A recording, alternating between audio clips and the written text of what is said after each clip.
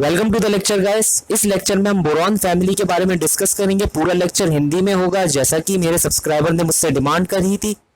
मेरा नाम है अनमोल कुमार, मैं आईआईटी पाठशाला का इंस्ट्रक्टर हूं। आईआईटी पाठशाला दिल्ली से। आप मुझे सर्च कर सकते हैं आईआईटी पाठशाला अनमोल सर करके यूट्यूब पर। ये मेरे कॉन्टैक्ट नंबर है, ये मेरा कॉल नंबर है, ये मेरा व्हाट्सएप नंबर है। आप मेरी वेबसाइट को विजिट कर सकते हैं iitpathshala.com पर। तो लेक्चर में जाने से पहले please like share and subscribe कर दीजिए मेरे चैनल को। बेल नोटिफिकेशन आइकन को एक बार हिट कर दीजिए और कमेंट सेक्शन में लिखिए आपको मेरा लेक्चर ये कैसा लगा। तो चलिए लेक्चर शुरू करते हैं। ग्रुप 13 के अंदर हमारे कौन कौन से मेंबर्स आ रहे हैं? हमारे आ रहे हैं बोरोन आ रहा है, एल्युमिनियम आ रहा है, गैलियम आ रहा है, इंडियम आ रहा है, थेलियम आ रहा है। इनकी इलेक्ट्रॉनिक कॉन्फ़िगरेशन क्या होती है? जनरल इलेक्ट्रॉनिक कॉन्फ़िगरेशन होती है NH2 NP1 की कॉन्फ़िगरेशन इनकी जनरल इलेक्ट्रॉनिक कॉन्फ़िगरेशन होती है। अच्छा, अगर हम बोरॉन को देखते हैं जो कि सबसे पहला मेंबर है, वो एक नॉन मेटल है और कोवेलेंट बॉन्ड ही फॉर्म करना वो पसंद करता है। इंस्टेड अगर हम देखते हैं एल्युमिनियम, गैलियम, इंडियम, थेलियम को, ये सारे के सारे मेटल्स हैं। अगर हम बोरॉन फैमिली की बात करें तो ये फैमिली हेट्रोजीनियस फैमिली है। क्यों? क्योंकि ये कोई भी पर्टिकुलर ट्रेंड फॉलो नहीं करती। जैसा कि हम देखते हैं कि डाउन द ग्रुप हमारी रेडियाई इंक्रीज कर रही होती है, ये वो फॉलो नहीं करता। क्यों नहीं फॉलो करता? क्योंकि इसमें लेंथनाइट कॉन्ट्रैक्शन और बहुत ही पुअर शील्डिंग इफेक्ट होता है डी ऑर्बिटल की वजह से। आइए एटॉमिक रेडियाई के बारे में डिस्कशन यहाँ पर शुरू करते हैं। आप देखेंगे कि बोरॉन से बड़ा गैलियम है और गैलियम से बड़ा एल्युमिनियम है, देन हमारा इंडियम आ रहा है और फिर हमारा थेलियम आ रहा है। तो आप सोचेंगे कि भाई बोरॉन से एकदम से जंप पड़ी हमारी एल्युमिनियम पर। कहने का मतलब है एल्युमिनियम बहुत ज्यादा बड़ा हो गया अचानक से ही बोरॉन से, और उसके बाद फिर हमारा गैलियम आ रहा है और फिर इंडियम आ रहा है, थेलियम आ रहा है। तो हमारे दिमाग में एक सबसे पहला क्वेश्चन आता है कि रेडियस में ये सडन चेंज क्यों आ रहा है बोरॉन से लेकर एल्युमिनियम तक का? तो ये सडन चेंज आ रहा है ग्रेटर स्क्रीनिंग इफेक्ट की वजह से। क्योंकि अगर आप देखेंगे तो बोरॉन के अंदर सिर्फ 2 इलेक्ट्रॉन प्रेजेंट है, ठीक है। और एल्युमिनियम के अंदर अगर पेनल्टीमेट शेल के अंदर आप देखेंगे तो 8 इलेक्ट्रॉन प्रेजेंट है। तो इसका स्क्रीनिंग इफेक्ट एल्युमिनियम का बोरॉन से ज्यादा होता है एक्चुअली। तो हम कह सकते हैं कि ज्यादा स्क्रीनिंग इफेक्ट एल्युमिनियम में होता है, इसी कारणवश इसका रेडियाई बोरॉन से बहुत बड़ा है। लेकिन फिर भी हमारे अंदर दिमाग में एक क्वेश्चन आता है कि वो तो ठीक है, ऐसे तो गैलियम के अंदर 18 इलेक्ट्रॉन है पेनल्टीमेट शेल के अंदर, तो फिर भी गैलियम क्यों छोटा है साइज के अंदर, एटॉमिक रेडियाई के अंदर? तो भाई वो इसलिए छोटा है क्योंकि जो शील्डिंग इफेक्ट होता है डी ऑर्बिटल की वजह से वो बहुत ही बेकार होता है, वो पुअर शील्डिंग इफेक्ट होता है। अगर आप शील्डिंग इफेक्ट के ट्रेंड पर जाएंगे तो ऐसे होता है S, फिर then P, then D and then F, ठीक है। तो अगर आप देखेंगे अपने गैलियम को और इसकी इलेक्ट्रॉनिक कॉन्फ़िगरेशन लिखेंगे तो आपको पता चल जाएगा इसमें डी ऑर्बिटल आता है, और जिसकी वजह से यहाँ पर जो स्क्रीनिंग इफेक्ट है वो बहुत ही बेकार हो जाता है, ठीक है। इसलिए हम कह सकते हैं कि गैलियम हमारा एल्युमिनियम से छोटा है रेडियाई के अंदर, और फिर हमारा यूजुअल ट्रेंड फॉलो कर रहा है। कहने का मतलब है इंडियम की रेडियस बड़ी है और थीलियम की रेडियस इंडियम से भी ज्यादा बड़ी है हमारी, ठीक है। अब हम आगे मूव ऑन करेंगे। आइए अब डिस्कशन करते हैं आयोनाइजेशन एंथैल्पी के बारे में। तो जैसा कि मैंने बताया था, ये जो फैमिली है ये हमारा यूजुअल ट्रेंड फॉलो बिल्कुल नहीं करती। तभी अगर आप इनके आयोनाइजेशन एंथैल्पी के ट्रेंड को देखेंगे तो बोरॉन सबसे ज्यादा, फिर उसके बाद थेलियम, फिर गैलियम, फिर एल्युमिनियम और फिर हमारा लास्ट में बचा इंडियम आता है। अच्छा, ये सारे एलिमेंट लेस इलेक्ट्रोपॉजिटिव है हमारे S ब्लॉक वाले से। क्यों आप पूछेंगे?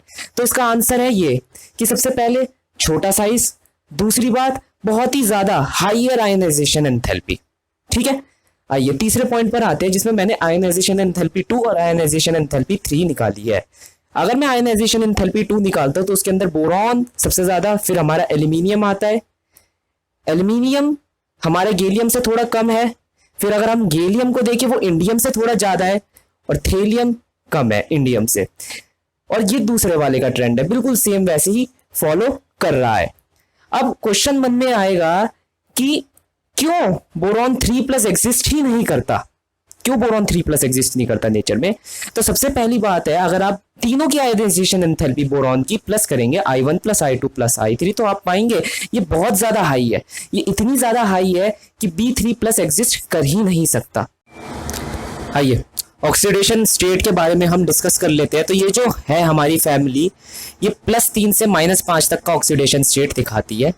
और अगर हम देखें कि डाउन द ग्रुप जो है +3 ऑक्सीडेशन स्टेट की स्टेबिलिटी घटती जाती है और +1 ऑक्सीडेशन स्टेट की स्टेबिलिटी इंक्रीज करती जाती है। नोट करने की बात यह है, सबसे इंपॉर्टेंट नोट है, बार बार क्वेश्चनों में पूछा जाता है, नीट में बहुत अच्छी जगह पूछा जाता है कि जो हमारा इंडियम होता है वो +1 ऑक्सीडेशन स्टेट में कैसा बिहेव करता है। एज अ रिड्यूसिंग एजेंट वो बिहेव कर रहा होता है, एज अ रिड्यूसिंग एजेंट वो बिहेव कर रहा होता है। फिर हमारे मन में क्वेश्चन आता है कि ये जो +3 ऑक्सीडेशन स्टेट की स्टेबिलिटी है ये डाउन द ग्रुप क्यों घटती जाती है। तो जवाब है inert pair effect. Inert pair effect की वजह से ये स्टेबिलिटी +3 ऑक्सीडेशन स्टेट की डाउन द ग्रुप घटती जाती है। जैसा कि मैं बता रहा था कि ये जो फैमिली है कोई यूजुअल ट्रेंड फॉलो नहीं करती। अगर हम इसका ट्रेंड देखें डेंसिटी, मेल्टिंग पॉइंट और बॉइलिंग पॉइंट के मामले में, तो डेंसिटी जो है वो बोरॉन से लेकर थीलियम तक इंक्रीज कर रही है। लेकिन अगर हम मेल्टिंग पॉइंट की बात लेते हैं तो बोरॉन, फिर हमारा एल्यूमिनियम आता है, फिर हमारा थीलियम आता है, फिर हमारा इंडियम आता है और फिर लास्ट में गैलियम आता है। देख रहे हैं, बिल्कुल ही ट्रेंड टूटा फूटा है, बिल्कुल ही ट्रेंड बहुत ही अलग है। बॉइलिंग पॉइंट का अगर हम ट्रेंड देखते हैं तो बोरॉन सबसे पहले आता है, फिर हमारा एल्यूमिनियम आता है, फिर इंडियम आता है और फिर हमारा थीलियम आता है, जैसा दिया गया है। अब वो क्वेश्चन मन में आता है कि जो बोरॉन है इसका मेल्टिंग पॉइंट इतना हाई क्यों है। तो इसका एक आंसर है कि ये जो बोरॉन है ये कोवेलेंट पॉलीमर की तरह एग्जिस्ट करता है, चाहे ये तब लिक्विड स्टेट में हो चाहे ये सॉलिड स्टेट में हो, दोनों में ये कोवेलेंट पॉलीमर की तरह एग्जिस्ट करता है। एक कोवेलेंट पॉलीमर कुछ ऐसे दिखते हैं, लंबी लंबी ये चेनें होती है और ये बहुत लेबोरियस वर्क होता है इन चेनों को तोड़ना, ठीक है, बहुत लेबोरियस वर्क होता है, इसलिए मैं कह सकता हूँ इसका मेल्टिंग पॉइंट बहुत हाई जाता है। गैलियम भैया की बात देखते हैं। अगर हम यहाँ से देखिए गैलियम सबसे लास्ट में आ रहा है, ठीक है। गैलियम का जो मेल्टिंग पॉइंट है, जो मेल्टिंग पॉइंट है गैलियम का, अगर यहाँ देखिए सबसे लास्ट में आ रहा है गैलियम। गैलियम का मेल्टिंग पॉइंट इतना लो क्यों है भाई? क्योंकि गैलियम के अंदर Ga2 मॉलिक्यूल्स होते हैं, इसलिए उसका मेल्टिंग पॉइंट बहुत लो होता है। और अगर आप गैलियम को ध्यान से देखेंगे तो जो गैलियम होता है वो इस टेम्परेचर रेंज तक 29.8 से लेके 2000 डिग्री सेल्सियस तक लिक्विड बना रह सकता है, ठीक है। आइए केमिकल प्रॉपर्टीज की बात करते हैं। अगर हम केमिकल प्रॉपर्टीज में देखें, सबसे पहले हम रिएक्शन विद एयर देखते हैं। हमारा जो एमोफस बोरॉन है, एमोफस बोरॉन का मतलब उसका कोई डेफिनाइट स्ट्रक्चर नहीं है एटम्स का, मॉलिक्यूल्स का, लैटिस के अंदर, इसलिए मैं कह रहा हूँ उसे एमोफस। और जो हमारा एल्यूमिनियम है वो at a very high temperature, अगर उसे मैं बहुत ज्यादा हीट कर दूं तो वो क्या देता है, ट्राइऑक्साइड देता है और नाइट्राइट देता है हमारा। अगर हम यहाँ पर देखें B2O3, तो ये क्या है हमारा एसिडिक ऑक्साइड। Al2O3 और Ga2O3 को अगर हम देखते हैं तो ये क्या है हमारा एम्फोटेरिक ऑक्साइड। इसका मतलब ये एसिड बेस दोनों के साथ रिएक्ट कर सकते हैं। अगर हम नीचे वाले को देखें, In2O3 को देखें, तो ये हमारा बेसिक ऑक्साइड है। Tl2O3 भी हमारा एक बेसिक ऑक्साइड है। दूसरी बात जानने की ये है, जो ये एल्यूमिनियम है ये सिर्फ बहुत ही हाई टेम्परेचर पर हीट करने पर ही ऐसे काम करता है, अगर आप नॉर्मली करेंगे नहीं करेगा। जैसे आप अपना जो एल्यूमिनियम लेकर आते हैं, घर में भी लेकर आते हैं, ठीक है, आप चाहे उसे हीट करते हैं चाहे कुछ भी करते हैं, वो ऑक्साइड फॉर्म नहीं करता। क्यों? वो रिएक्ट ही नहीं करता। क्यों? क्योंकि वो पहले में ही उसकी एक पैसिव लेयर बन जाती है ऑक्साइड की, ठीक है। वो फर्दर उस पैसिव लेयर के बाद वो रिएक्ट नहीं कर सकता, ठीक है। वो पैसिव लेयर बनने तक, जितनी मोटी वो पैसिव लेयर होती है, हमारे पास एल्यूमिनियम का ऑक्साइड रहता है, फर्दर उसके बनने के बाद अंदर का मटेरियल रिएक्ट नहीं करता। आइए आगे चलते हैं। मैंने यहाँ पर एक जनरल इक्वेशंस लिख दी है। यहाँ पर हमारा कोई भी एलिमेंट इस फैमिली का अगर ऑक्सीजन के साथ रिएक्ट करेगा at a very high temperature provided, तो क्या हो जाएगा, उसे मैं हीट कर रहा हूँ वेरी हाई टेम्परेचर पर, तो वो क्या दे रहा है, 2E2O3 हमारा दे रहा है। अगर मेरा वही एलिमेंट मैं हीट कर रहा हूँ वेरी हाई टेम्परेचर पर नाइट्रोजन के साथ, तो हमारा En दे रहा है, नाइट्राइट दे रहा है, जैसे कि बात हुई थी। अब हमारा जो गैलियम है और इंडियम है ये दोनों इफेक्ट नहीं होते एयर की वजह से, लेकिन हमारा जो थेलियम होता है वो इफेक्ट होता है हमारे एयर की वजह से। तभी मैंने यहाँ लिख रखा है हीट, ये एनर्जी प्रोवाइड करोगे तभी रिएक्शन फॉरवर्ड जाएगा, वरना नहीं जाने वाला। आइए बात करते हैं रिएक्टिविटी टुवर्ड्स एसिड की। सबसे पहले अगर हम अपने प्यारे बोरॉन को लेते हैं, तो जो हमारा बोरॉन है वो डाइल्यूट H2SO4 और हमारे HCl जो कि एक नॉन ऑक्सीडाइजिंग एजेंट्स है, इनके साथ रिएक्ट नहीं करता। क्यों? क्योंकि हम पहले ही पढ़ चुके हैं उसकी आयोनाइजेशन एंथैल्पी सबसे ज्यादा हाई होती है। जबकि अगर हम दूसरे एलिमेंट्स को देखते हैं तो वो इसके साथ, इन दोनों के साथ रिएक्ट कर सकते हैं और एज अ रिजल्ट हमें हाइड्रोजन गैस देते हैं। अगर हम दूसरी बात को देखते हैं कि जो सारे के सारे एलिमेंट्स हैं वो कंसंट्रेटेड HNO3, कंसंट्रेटेड H2SO4 दोनों के साथ रिएक्ट करते हैं, लेकिन जो गैलियम और एल्यूमिनियम होता है वो रिएक्शन में पार्ट नहीं लेते, वो रिएक्ट नहीं करते फर्दर। क्यों? क्योंकि वो अपने ऊपर एक प्रोटेक्टिव लेयर बना लेते हैं। तो प्रोटेक्टिव लेयर बना लेते हैं तो फर्दर रिएक्ट नहीं करते। यहाँ पर मैंने कुछ इंपॉर्टेंट रिएक्शंस लिख दिए हैं। जैसा मैं बता रहा था कि एल्यूमिनियम एक एम्फोटेरिक है, तो एल्यूमिनियम हमारा एसिड के साथ और बेस के साथ दोनों के साथ रिएक्ट करेगा। एसिड के साथ जब वो कंसंट्रेटेड HNO3 के साथ रिएक्ट कर रहा है तो वो पैसिव लेयर बना रहा है, लेकिन जब वो HCl के साथ रिएक्ट कर रहा है तो हमें प्रोडक्ट्स दे रहा है, तो इसका मतलब है वो एसिड के साथ रिएक्ट कर रहा है। यहीं पर जब हम वो बेस के साथ रिएक्ट करा रहे हैं एल्यूमिनियम को, तो वो हमें एक प्रोडक्ट दे रहा है, सोडियम टेट्राहाइड्रोक्सी एल्यूमिनेट 3। तो इससे पता चलता है कि जो एल्यूमिनियम है एसिड बेस दोनों के साथ रिएक्ट कर जाएगा। वहीं अगर हम बोरॉन को लेते हैं, हमारे स्टार एलिमेंट को, तो जो बोरॉन है अगर मैं उससे कंसंट्रेटेड H2SO4 के साथ रिएक्ट करा रहा हूँ, डाइल्यूट नहीं, कंसंट्रेटेड H2SO4 के साथ रिएक्ट करा रहा हूँ, तो वो हमें H3BO3 दे रहा है। और जब मैं उससे कंसंट्रेटेड HNO3 के साथ रिएक्ट करा रहा हूँ तो वो हमें BO3 3 नेगेटिव हमें दे रहा है और साथ में हाइड्रोजन भी दे रहा है, H प्रोटॉन यहाँ पर हमें दे रहा है। ये सारी बातें आपको याद रखनी है, इसके नोट्स बनाने और अच्छे से लिखना है। अच्छा, अब हम चेक करते हैं रिएक्टिविटीज विद अल्कली। सबसे पहली बात, जो हमारा इंडियम है और जो हमारा थीलियम है, ये दोनों रिएक्ट नहीं करने वाले अल्कलीज के साथ, इनके अलावा सब कोई रिएक्ट करेगा। कई बुकों में दिया हुआ है बोरॉन रिएक्ट कर रहा है, कई बुकों में दिया हुआ है बोरॉन रिएक्ट नहीं कर रहा। आइए देखते हैं क्या बोरॉन रिएक्ट करेगा या नहीं करेगा, इस वीडियो में देख लेते हैं। सबसे पहले क्या है कि अगर मैं कोई और भी लेता हूं, कोई भी एलिमेंट लेता हूं और वो NaOH के साथ रिएक्ट कर रहा है in the presence of water, तो वो हमें NaMO2 दे रहा है। यहां पर आप देख सकते हैं M का ऑक्सीडेशन स्टेट +3 है, ठीक है।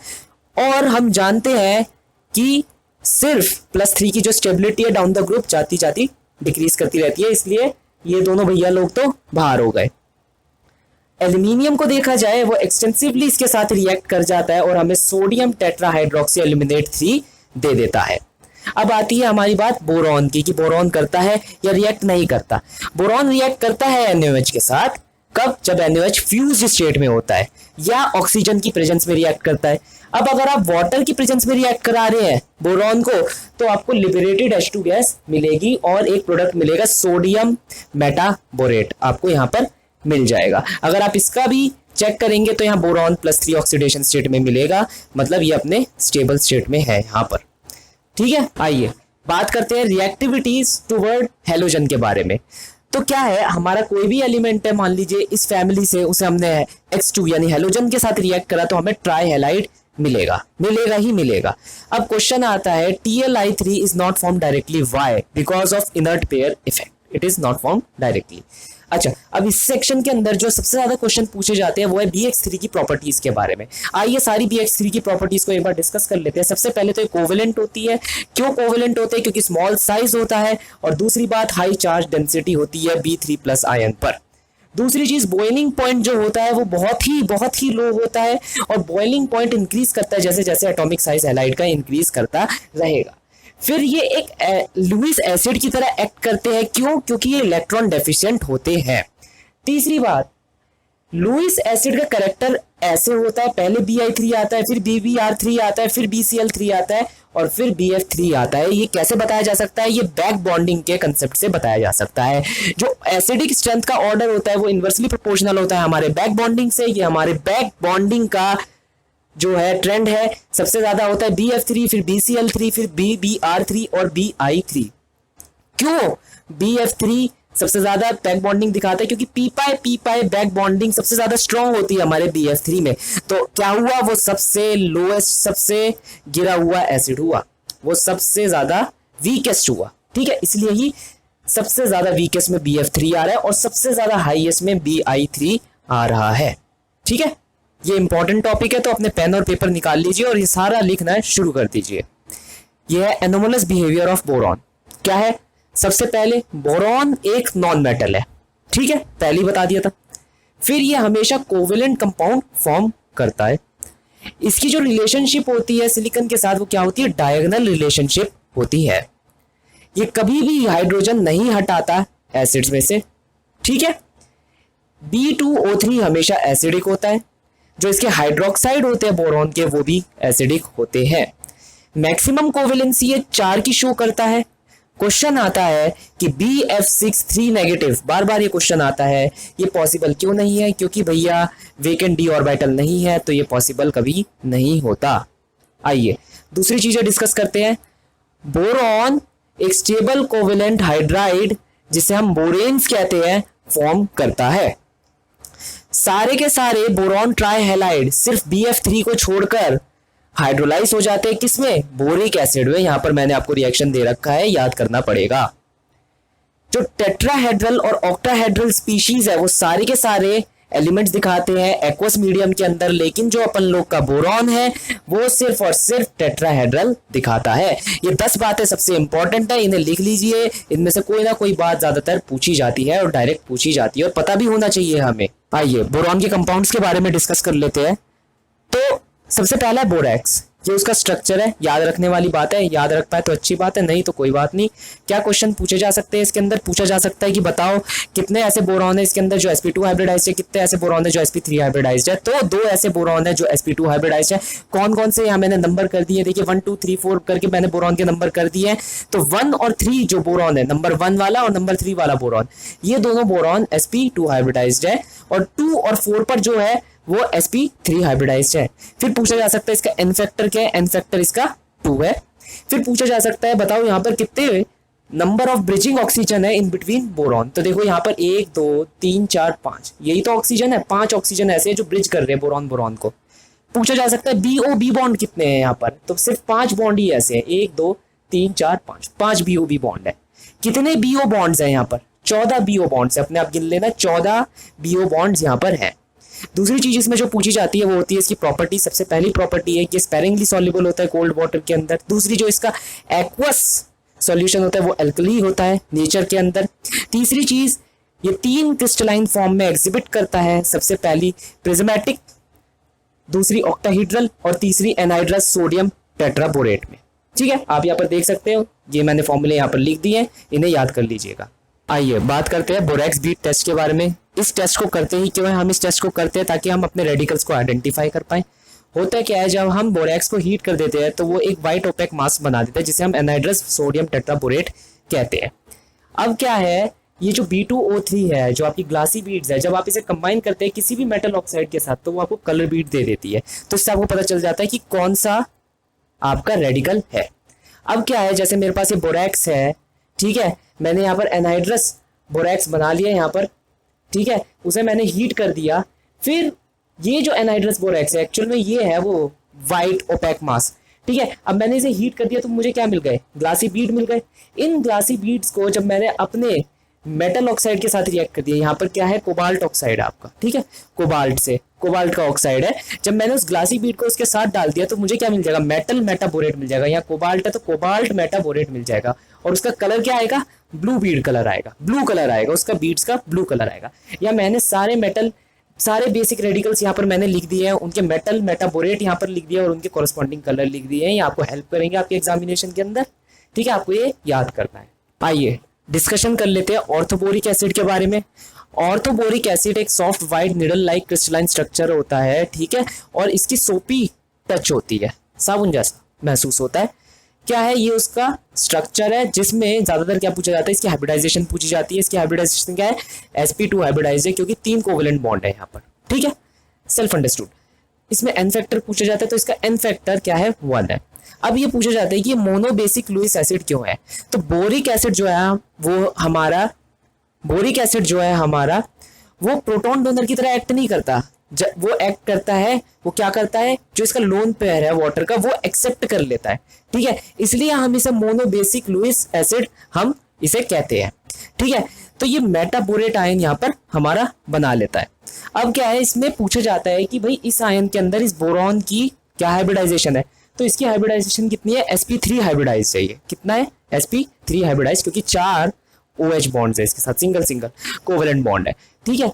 अब क्या है, ये प्रिपेयर कैसे होता है, prepared by treating concentrated sulphuric acid with borax, ठीक है। यहाँ पर मैंने रिएक्शन लिख दी है, आपका बनकर आ गया है आपको प्रोडक्ट। अब क्या है, ये बहुत ही सर्वाधिकली पूछे जाने वाला डायरेक्ट रिएक्शन है, ठीक है। आपके पास H3PO3 है, उसे कहते हैं कि 100 डिग्री पर वो ट्रीट करवा देता है, तो क्या देता है आपको, मेटाबोरिक एसिड देता है 100 डिग्री पर ट्रीट करके। कहता है फिर क्वेश्चन में कि फर्दर उसे जो बनकर आया प्रोडक्ट उसे 160 डिग्री पर ट्रीट कर दो। 160 डिग्री पर ट्रीट करने के बाद हमारे को क्या मिलता है, H2B4O7 मिलता है। फिर कहता है जो प्रोडक्ट बनकर आया उसे एक्सट्रीम हाई टेम्परेचर पर रख दो, क्या प्रोडक्ट बनकर आएगा। अगर मैं इसे एक्सट्रीम हाई टेम्परेचर पर रख देता हूं तो मेरे पास बोरिक एसिड बनकर आ जाता है, ठीक है। ये पूछा जाता है, इसे लिखना जरूरी है, अपने नोट में लिख लेना, जरूर आएगा। आइए डाइबोरेन के बारे में बात करेंगे। मैंने यहाँ पर स्ट्रक्चर बना दिया है डाइबोरेन का, जैसा कि आप देख पा रहे हैं। इसमें क्या क्या पूछा जाता है, सबसे पहले तो ये पूछा जाता है कि कैसा दिखता है स्ट्रक्चर, तो ऑब्वियसली ये बनाना जैसा दिख रहा है, इसलिए इसका नाम बनाना बॉन्डिंग रखा गया है, ठीक है। और विस्तृत तौर पर इसकी जानकारी हासिल करते हैं। 3 सेंटर 2 इलेक्ट्रॉन की बॉन्डिंग हो रही है, इसलिए हम बनाना बॉन्डिंग कह रहे हैं यहाँ पर, ठीक है। अब होता क्या है, इसमें ज्यादातर पूछा जाता है किन किन की बॉन्ड लेंथ 119 पिकोमीटर है। तो आप देख पा रहे हैं ये वाला B और ये वाला H, ये वाला B, ये वाला H, ये वाला B, ये वाला H, ये वाला B, ये वाला H, इनकी बॉन्ड लेंथ 119 पिकोमीटर है। ऐसे पूछा जाता है किन किन की बॉन्ड लेंथ 134 पिकोमीटर है। ऐसे 4 बॉन्ड है, ये B, ये H, ये B, ये H, ये B, ये H और ये वाला B और ये वाला H। पूछा जा सकता है कितने एंगल्स है जो 97 डिग्री के यहाँ पर रिप्रेजेंट हो रहे हैं, तो 2 एंगल है। सिमिलरली 120 डिग्री के लिए भी पूछा जा सकता है। अब क्या है, इसमें पूछ सकते हैं कि कितने नंबर ऑफ एटम्स है जो एक ही सेम प्लेन में यहाँ पर है। ऐसे 1 2 3 4 5 6 ऐसे एटम है जो सेम प्लेन में है। तो आप कहेंगे इन 2 हाइड्रोजनों का क्या हुआ, ये 2 हाइड्रोजन सेम प्लेन में नहीं है, ये या तो प्लेन के, जैसे ये प्लेन है मेरा, या तो उसके ऊपर होंगे, ठीक है, और एक उसके नीचे होगा। तो एक ऊपर है और एक नीचे है, ठीक है। ये हमारा प्लेन है, तो एक प्लेन के ऊपर है, एक प्लेन के हमारे नीचे है। अब क्या है, अगर मैं इसका डायग्राम बनाऊं, आपको डायग्राम बनाकर दिखाऊं, तो कुछ ऐसा बनेगा। ये आपका प्लेन है, ये आपके बोरॉन्स है, ये हाइड्रोजन्स है। एक हाइड्रोजन ऊपर रहेगा, एक हाइड्रोजन उस प्लेन के नीचे रहेगा, ठीक है। इसलिए हम इसे बनाना बॉन्डिंग कहते हैं। कितने ब्रिजिंग हाइड्रोजन है यहाँ पर, 2 ब्रिजिंग हाइड्रोजन है, ये वाले 2 ब्रिजिंग हाइड्रोजन है जो इस बोरॉन और इस बोरॉन को ब्रिज कर रहे हैं एक्चुअली, ठीक है। तो ये बोरॉन इससे जुड़ा हुआ है ऐसे, और ये बोरॉन इससे जुड़ा हुआ है ऐसे, ये इससे जुड़ा हुआ है, ये इससे जुड़ा हुआ है, ठीक है। और जो स्ट्रक्चर होता है 3D में अगर आप देखेंगे तो स्ट्रक्चर कुछ ऐसा दिखाई देगा आपको, ठीक है। स्ट्रक्चर कुछ ऐसा दिखाई देगा। अब हम आगे मूव करते हैं, इसकी और थोड़ी चीजें जानते हैं डाइबोरेन के बारे में। आइए बात करते हैं इसकी प्रिपरेशन की। यहाँ पर मैंने तीनों रिएक्शन लिख दिए जो इसकी प्रिपरेशन के लिए होते हैं, ठीक है। यहाँ पर मैंने ये सारे रिएक्शन यहाँ लिख दिए जो इसकी प्रिपरेशन के लिए होते हैं। अब मेन चीज़ों पर बात करते हैं, जो मेन चीज़ें पूछी जाती है कि ये जो बोरेन्स है, ये हाइड्रोलाइसिस दिखाते हैं। क्यों हाइड्रोलाइसिस दिखाते हैं, तो भैया उनके जो सेंट्रल बोरॉन एटम है उसके पास वेकेंट p और d ऑर्बिटल होते हैं, इसलिए वो हाइड्रोलाइसिस दिखाते हैं, ठीक है। और थोड़ी छोटी मोटी चीज़ों की बात करते हैं जो पूछी जा सकती है, जैसे जो बोरेन हाइड्राइड होता है, जो बोरोन हाइड्राइड होता है, वो रिएक्ट करता है एक्सेस अमोनिया के साथ, जिससे वो हमें देता है B2H6.2NH3, जो कि कैसा होता है, आयोनिक सॉलिड होता है, जो कि क्या होता है, एक आयोनिक सॉलिड होता है। सबसे ज्यादा इंपॉर्टेंट की बात करते हैं, क्या है, जब बोरोन हाइड्राइड एक्सेस अमोनिया के साथ वेरी हाई टेम्परेचर पे रिएक्ट करता है, तो हमें बोरोन नाइट्राइड देता है। और जो सबसे इनफेमस वन है वो है जो जब डाइबोरेन 1:2 के साथ रिएक्ट करता है अमोनिया के साथ वेरी हाई टेम्परेचर पर, तो हमें इनऑर्गेनिक बेंजीन देता है, जिसे हम क्या कहते हैं, बोराजीन कहते हैं। यहाँ पर मैंने स्ट्रक्चर बना दिया उस बोराजीन का, ध्यान से देख लो, ठीक है। बेंजीन जैसा स्ट्रक्चर है इसका, आपको पता है बेंजीन क्या होता है, इसलिए हम इसे इनऑर्गेनिक बेंजीन कहते हैं, ठीक है। गाइस, अगर आपको मेरा लेक्चर अच्छा लगा तो प्लीज लेक्चर को शेयर जरूर कर दीजिएगा, लाइक कर दीजिए, सब्सक्राइब कर दीजिए, कमेंट सेक्शन में लिखिए आपको क्या चाहिए, आपको कौन सा टॉपिक चाहिए जिस पर मैं बना सकूं। मैं किसी पर भी बना सकता हूं, फिजिक्स, केमिस्ट्री, मैथमेटिक्स, आप नाम लीजिए, टॉपिक बताइए, कमेंट सेक्शन में लिख दीजिए, थम्स अप कर दीजिए, जितना हो सके उतना शेयर कर दीजिए, आपका भी टॉपिक वीडियो बनकर आपके सामने आ जाएगा। जस्ट सर्च करिए IIT पाठशाला अनमोल सर और आपको आपका टॉपिक मिल जाएगा। आप मुझे मेरे नंबर पे, जैसा कि मैंने स्टार्टिंग ऑफ द वीडियो और आपको डिस्क्रिप्शन बॉक्स में मिल जाएगा मेरा नंबर, मेरी हर वीडियो के नीचे मेरा नंबर लिखा हुआ है, उस पर कॉन्टैक्ट कर सकते हैं। मैं 24/7 आप गाइस के लिए अवेलेबल रहता हूँ। थैंक यू, आपको नेक्स्ट लेक्चर में मिलता हूँ।